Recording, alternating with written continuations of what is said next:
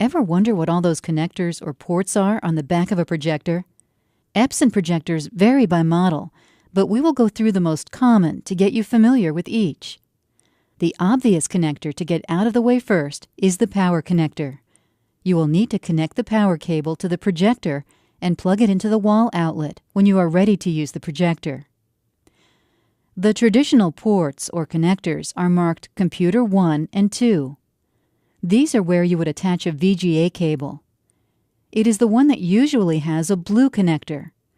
Simply connect one end of this cable to your computer and the other end to the projector. There are two in case you have two computers or two users that need to present material, or if the room has a dedicated computer connected and room for you to bring in your laptop.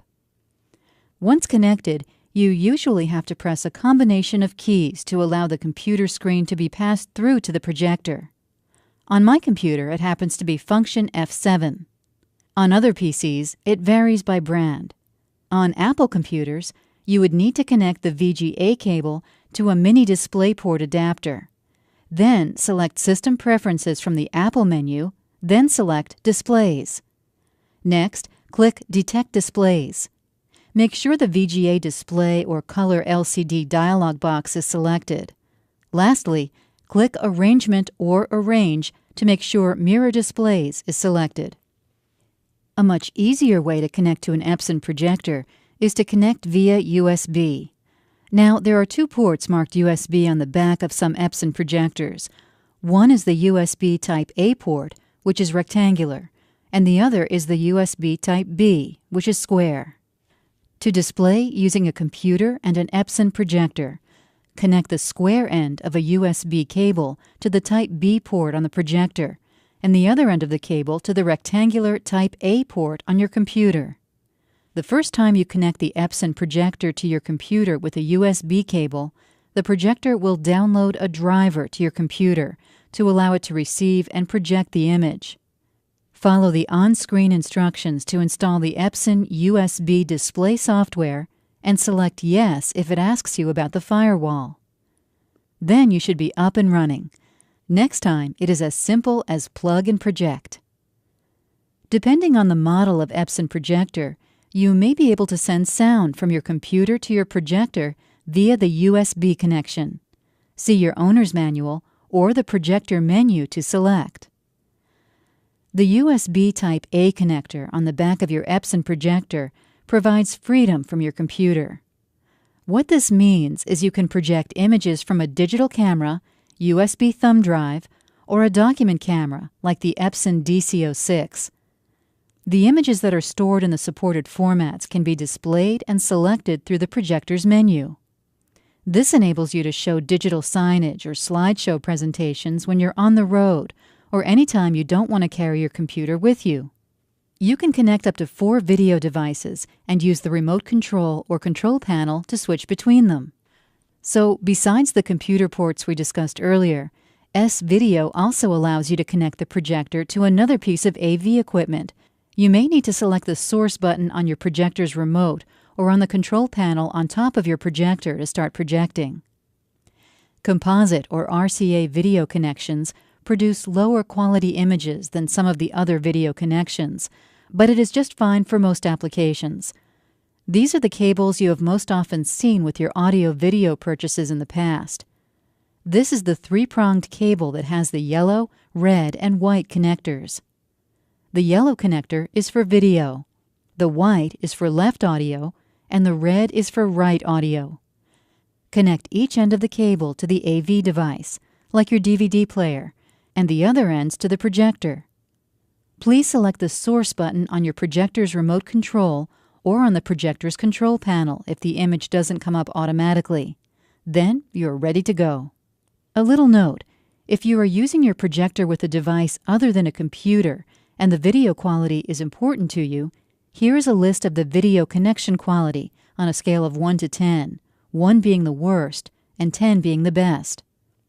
HDMI and DVI are the best with component in a close second followed by S-Video, then VGA, and composite falling in last.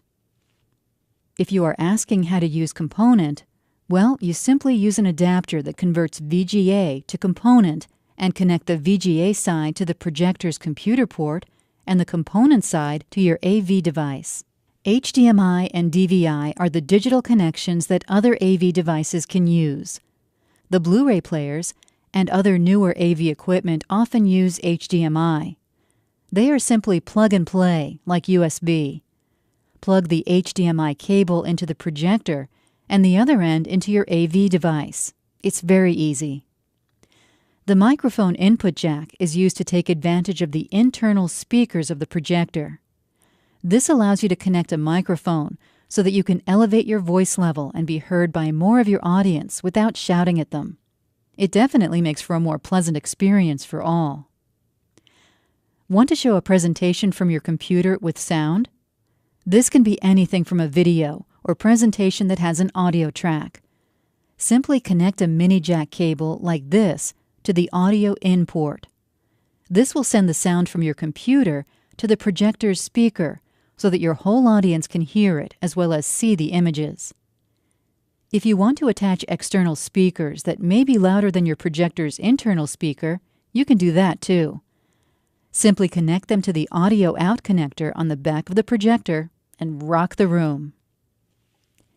To have multiple screens or to see the presentation on a monitor facing you so you don't have to turn around to look at the screen as you present, simply connect another VGA cable to the monitor out connector on the back of your projector and to the back of a monitor.